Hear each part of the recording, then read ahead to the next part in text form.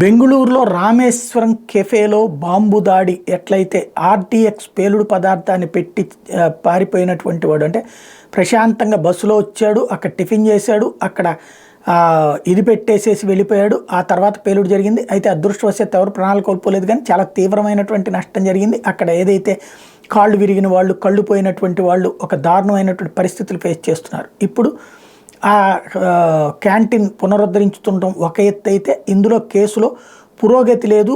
ఎవడైతే ఆ టోపీ పెట్టుకుని పోయాడో వాడికి సంబంధించి 10 లక్షల రూపాయల నజరానా ప్రకటించారు. అయితే ఆ కెమెరాల ఆధారంగా వాడికి సంబంధించి వివిధ ఆ ప్రాంతాల్లోని సీసీ కెమెరాలన్నీ ఫాలో చేస్తే ఒక కొత్త విషయం బయటపడింది.